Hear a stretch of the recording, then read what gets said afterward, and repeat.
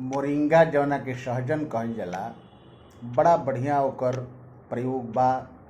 Cosmetic company तो ओकरा एकदम पीछे लाग रहल ताड़ी सन कि अधिक से अधिक मोरिंगा के उ प्रयोग करत ताड़ी सन। कॉस्मेटिक कंपनी 80% जौन बा मोरिंगा भारत में पैदा होला। तो भारत में जौन मोरिंगा बा एकरा के एकर गुण कुछ अलग बा। तो एकर औषधीय गुण जौन बा इस शरीर के हर संस्थान पर अच्छा काम करता, चाहे वो रक्तव संस्थान होखे, पाचन संस्थान होखे, चाहे रक्त माने आपके ये शरीर के इम्यूनिटी बढ़ावे वाला होखे, आपके विटामिन्स के ज़रूरत होखे, मिनरल्स के ज़रूरत होखे, सब एकरा में प्रचुर मात्रा में पावल जाला। तो ये मोरिंगा पाउडर के प्रयोग करे के जौन बढ़िया बढ़िया कंपनी बाड़ी सन उ चाहतड़ी से अधिक हमनी के एकर प्रयोग करी जा, ले ली जा।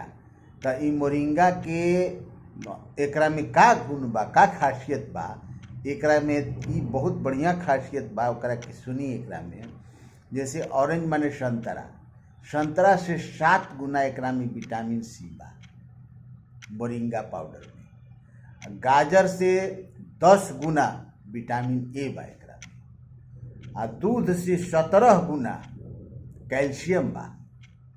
तो तमाम तरह के एकरा में खनिज पदार्थ बाटे जौना के शरीर में बहुत अच्छा उपयोग होला।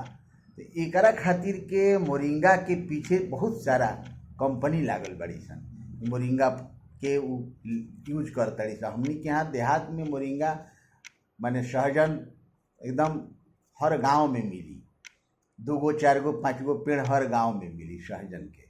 आ एकर सहजन के बहुत बढ़िया फली होले जौना के आदमी सब्जी बना के खाला। ओकर पत्ती बा, ओकर फूल बा, ये सब कुछ खाए लायक चीज बा, एकर सब प्रयोग कर सकेला। तो मोरिंगा के बारे में आज जानकारी हमनी के मिलल। एकरा से पहले भी वीडियो हम बनौले बानी और वह सबके सहजन के बारे में। तो सहजन के उपयोग कई बहुत फायदेमंद होला। और चेहरा खातिर का भी, स्किन खातिर भी बहुत बढ़िया चीज़ बाई। मोरिंगा के प्रयोग करी, अपने भी दूसरा के भी बताएं। जय हो जय।